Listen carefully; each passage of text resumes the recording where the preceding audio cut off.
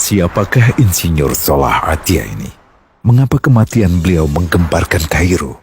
Dengan pemakamannya yang dihadiri lebih dari 500.000 orang. Mari kita simak kisah dari Asosiasi Universitas Islam Mesir ini. Al-Kisah dari kampung kecil bernama Tafahna al-Ashraf, distrik Middle Ghamir, provinsi Dakohliyah, Mesir, ada 9 orang sarjana miskin lulusan fakultas pertanian. Lalu mereka pun sepakat membuat sebuah peternakan unggas, sembari mencari mitra ke-10. Namun mereka terbentur modal, maka dengan sekuat tenaga mereka kumpulkan dari hasil menjual tanah, perhiasan istri, hingga meminjam. Meski tidak banyak terkumpul, namun mencukupi untuk memulai usahanya. Pertanyaan tersisa, siapa mitra yang ke-10? Insinyur Solah, satu dari mereka, pun berkata, "Aku sudah menemukan mitra yang ke-10. Siapa?" kata teman-temannya. "Allah," lanjutnya. "Allah akan menjadi mitra usaha kita yang ke-10. Allah akan mendapat 10% dari keuntungan kita. Dengan perjanjian, Allah yang akan memberikan perlindungan dan pemeliharaan, keamanan dari segala wabah penyakit." Akhirnya mereka pun sepakat. Kontrak kerjasama pun ditulis secara rinci dan dicatatkan ke notaris, lengkap dengan peran mitra ke-10 tersebut. Tak disangka, setelah 1 musim bisnis mereka langsung meroket, jauh dari yang dibayangkan sebelumnya.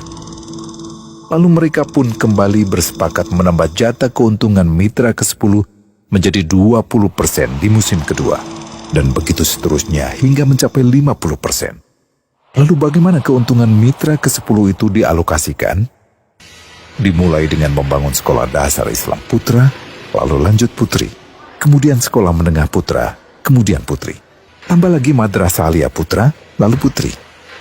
Tapi karena keuntungan terus membanjir, akhirnya dibentuklah Baitul Mal. Dan mereka pun mengajukan ke pemerintah untuk membangun universitas di kampung. Awalnya ditolak dengan alasan tiadanya akses bagi para mahasiswa.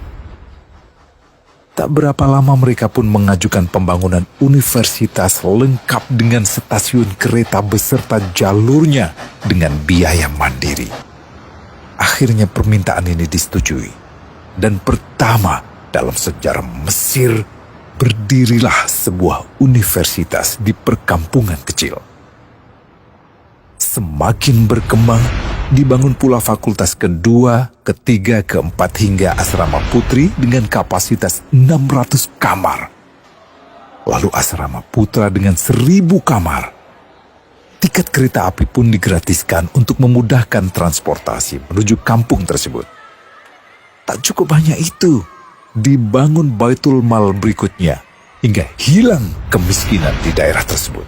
Dan program ini diduplikasi ke kampung-kampung lain hingga bisa dikatakan tak ada kampung yang disinggahi Insinyur Solah kecuali akan dibangun Baitul Mal untuk warga. Bantuan pun diberikan untuk fakir miskin dan para janda. Pemuda pengangguran pun dilatih untuk mengelola perkebunan sayur hingga mandiri, bahkan sampai bisa mengekspor ke negara tetangga. Pada saat panen raya, seluruh penduduk dikirimi paket sayur. Di hari pertama Ramadan diadakan buka puasa bersama untuk seluruh penduduk desa. Mereka memasak dan hadir ke lapangan yang dipenuhi beraneka makanan. Disiapkan juga perabotan untuk gadis-gadis yatim yang ingin menikah. Dan ini semua merupakan sedikit dari banyaknya kebaikan yang dilakukan oleh Insinyur Solah. Hingga pada akhirnya disepakatilah keuntungan perusahaan 100% untuk Allah. Insinyur Solah yang awalnya adalah salah satu mitra usaha berubah menjadi karyawan Allah. Dia hanya menerima gaji, namun dia memberikan Tuhannya syarat agar membuatnya hanya butuh kepadanya dan hanya meminta kepadanya. Inilah sosok Insinyur Solah Atia, aktor utama kisah menakjubkan ini. Keikhlasannya membuat ia sama sekali menolak terkenal di media massa. Dan kini, meski orang yang melibatkan Allah ke dalam bisnisnya ini telah wafat, terbayang seluruh amal jariahnya yang selalu mengalir untuknya. Masya Allah. Pertanyaannya, akankah ini hanya menjadi sebatas kisah saja? Atau menjadi teladan bagi kita untuk mengikuti jejaknya?